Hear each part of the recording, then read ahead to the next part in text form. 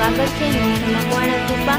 તમે જોડાઓ અમારી સાથે સમાચારની દુનિયામાં। તો જોઈએ આજના સમાચાર અમદાવાદથી અમારા રિપોર્ટર સંજીવ રાજપૂત સાથે।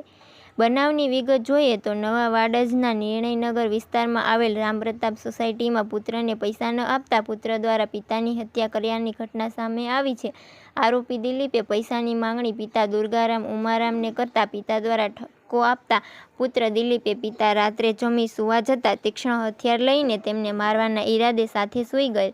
27 તારીખના રોજ સવારે આશરે 5 વાગે તેણે પિતાને ઊંઘમાં જ છરી વડે હાથ પગ અને પાછળ જુદા જુદા ઘા મારી હત્યા કરી હતી। આ દરમિયાન માતા અને બહેન કરુણા આવી જતા તેમણે તેમના પર હુમલો કર્યો હતો। બૂમાબૂમ થતાં નાનો ભાઈ નિખિલ અને રાજસ્થાનથી આવેલ પિતરાઈ ભાઈ ઉપર રૂમમાં પહોંચ્યા અને 108 અને પોલીસને જાણ કરી 108એ પિતાને મૃત જાહેર કર્યા હતા। વાડજ પોલીસે ગુનો દાખલ કરી આરોપી દિલીપની ધરપકડ કરવામાં આવી હતી અને વધુ પૂછપરછ હાથ ધરી છે।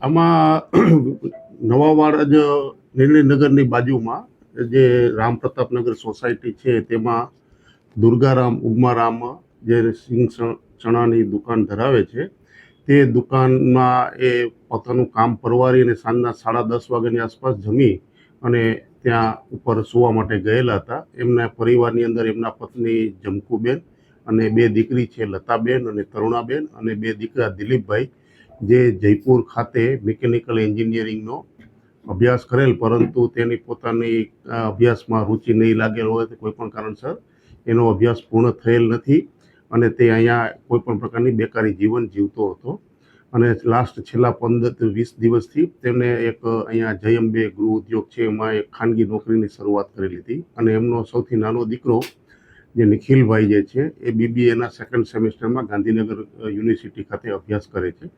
આ કામે જે અવારનવાર એમને પોતાને થોડીક નશાયુક્ત હાલતમાં પૈસાની જરૂરિયાત હોય અને વાપરવાની વધારે રુચિ ધરાવતો હોય એના પિતાજી સાથે પૈસાની માંગણી અવારનવાર કરતો હોય પિતાજી એમને ઠપકો આપતા તો આમને એના પિતાજી પ્રત્યે રોષ ઊભો થયેલો હોય દિલીપભાઈને એટલે દિલીપભાઈએ એના તીક્ષ્ણ હથિયાર ચપ્પુ જે છે એ મારવાની તૈયારી ધારણ કરી અને પિતાજીની બાજુમાં ઉપરના માળે ઘરમાં સૂઈ ગયેલ હતા અને સવારના 5 વાગ્યાના સુમારે 27/6/2000 દિવસે રથયાત્રાના દિવસે એ પિતાજીને ઊંઘની હાલતમાં જ એમને તીક્ષ્ણ હથિયાર છરી વડે હુમલો કરી અને છાતીના ભાગે જમણી બાજુ તેમજ હાથ ઉપર પીઠના પાછળના ભાગે શરીરના જુદા જુદા ભાગ ઉપર હુમલો કરી અને આમાં ચીસાચીસને બૂમ થતાં બાજુના જ રૂમમાં સૂતેલ એમના દીકરી તરુણાબેન તથા લતાબેન આવી ગયેલા।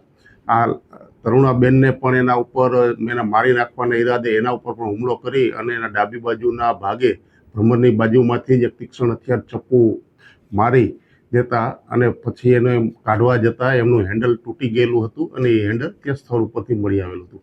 આ બૂમાબૂમ થતાં નિખિલભાઈ અને એના બીજા પિતરાઈ ભાઈ દેવેન્દ્ર જે બહારથી રાજસ્થાનથી આવેલા હતા એ તાત્કાલિક ઉપર ગયેલા અને આ દિલીપ આરોપી જે છે એને હસ્તગત કરી અને ત્યાં ઊભા રાખેલા હતા અને તાત્કાલિક 108 એમ્બ્યુલન્સને જાણ કરેલ।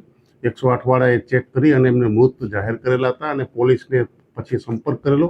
તાત્કાલિક પોલીસ સ્થળ ઉપર પહોંચી જઈ